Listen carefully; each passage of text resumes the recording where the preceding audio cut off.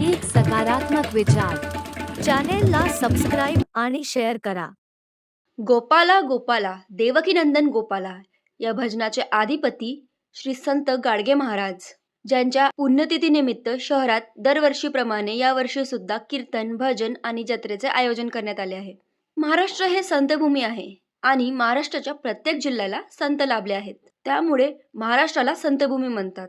अख्ख्या विदर्भाला, महाराष्ट्राला आणि देशाला स्वच्छतेचा संदेश देणारे श्री संत गाडगे बाबा यांची आज म्हणजे 20 डिसेंबर रोजी पुण्यतिथी आहे. तुम्हाला माहिती आहे का, संत गाडगे बाबा अमरावती येथील शेणगाव या पावनभूमीवर जन्मले आहेत. आपल्या अमरावतीचे गौरव संत गाडगे महाराज, ज्यांच्या मोहिमेची स्वयं भारत सरकारने आणि राज्य सरकारने स्वच्छ भारत सुंदर भारत, स्वच्छ भारत अभियान, संत गाडगे बाबा ग्राम स्वच्छता अभियानच्या स्वरूपात अंमलबजावणी केली आहे आणि आज या मोहिमेला संपूर्ण भारत समर्थन देत आहे आणि अंतर्गत काम करत आहे. गाडगे बाबा एक खूप साधारण वेशभूषेत राहणारे संत, ज्यांचा एकच ध्येय ते म्हणजे समाजातून दुःख, दारिद्र्य, अंधश्रद्धा आणि रूढी परंपरांना दूर करणे. गाडगे बाबांची समाज प्रबोधन करण्याची पद्धत जरा वेगळी होती.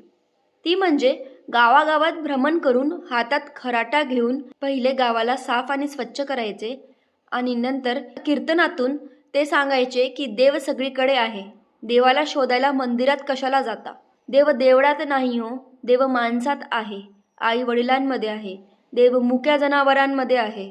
माणसांनी माणसांशी माणुसकीने वागावे. अंधश्रद्धा, अनिष्ट रूढी परंपराच्या आधीन जाऊ नका, चोरी करू नका, कर्ज काढू नका, व्यसनाच्या आधीन होऊ नका, देवधर्माच्या नावाने प्राण्यांची हत्या करू नका. या पद्धतीने ते कीर्तनाद्वारे लोकजागृती करायचे आणि ते आपल्या बोलीभाषेत कीर्तन करायचे. त्यामुळे लोकांना ते अजून जवळचे वाटायचे आणि लोक त्यांचं ऐकायचे. 50 ते 60 वर्ष निस्वार्थ भावनेने महाराष्ट्राची सेवा केली, महाराष्ट्रासाठी काम केले असे गाडगे महाराज यांचे खरे नाव डेबूजी झिंगराजजी जानोरकर आहेत. त्यांचा जन्म 23 फेब्रुवारी 1876 रोजी अमरावती जिल्ह्यातील शेणगाव येथे झाला आहे. लहानपणापासूनच ते समाजातील गरजूंना आणि पीडितांना मदत करायचे. गाडगे महाराज लहान असतानाच त्यांचे वडील दारूच्या व्यसनापायी मृत्युमुखी पडले होते. त्यामुळे त्यांना दारूचे दुष्परिणाम माहिती होते व त्यांच्या घरची परिस्थिती अत्यंत गरिबीची असल्याने लहानपणापासूनच गुरे राखणे, नांगर चालविणे, शेतीवाडी करणे अशी कामे ते करत होते. त्यामुळे त्यांना कामाची खूप आवड होती आणि स्वच्छता हा त्यांचा विशेष गुण होता, जो त्यांनी प्रबोधनातून संपूर्ण महाराष्ट्रभर सांगितले. समाजाची सेवा करण्यासाठी व समाज प्रबोधन करण्यासाठी 1905 मध्ये त्यांनी आपले घर सोडले आणि तेव्हापासून ते गावगाव फिरायचे, प्रबोधन करायचे.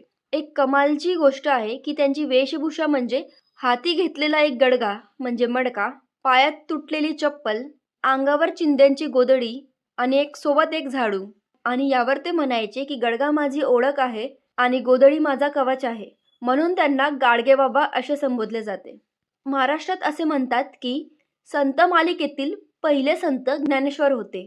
संत मालिकेचा पाय ज्ञानेश्वरांनी घातला, नामदेवांनी त्याचा भारतभर विस्तार केला, नाथांनी त्यावर इमारत बांधली व तुकाराम महाराजांनी त्यावर कळस चढविले. उरलेले कार्य गाडगे बाबांनी सिद्धीस नेले. म्हणूनच संत गाडगे बाबा हे संत मालिकेतील शिरोमणी म्हणून ओळखले जातात. 20 डिसेंबर 1953 रोजी वयाच्या 80व्या वर्षी अमरावती येथे त्यांनी आपली अखेरची भेट घेतली. या कालखंडात त्यांनी समाजात अनेक पिढी दर पिढी चालत असलेल्या प्रथांचा नाश केला.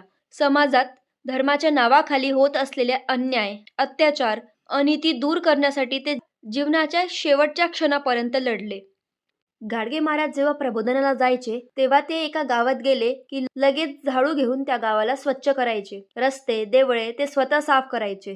त्यांचे काम हेच त्यांचे दैवत्व होते. आणि मग गोपाला गोपाला देवकीनंदन गोपाला या त्यांच्या आवडत्या भजनाने कीर्तनाला सुरुवात करायचे. इतके मोठे संत समाजाला एक नवीन दिशा देऊन गेले. ते कधी शाळेत गेले नाही, परंतु त्यांच्या नावावर 5 जिल्ह्यांना मिळून एक मोठे विद्यापीठ आहे. ते म्हणजे संत गाडगे बाबा विद्यापीठ अमरावती, संत गाडगे बाबा युनिव्हर्सिटी अमरावती.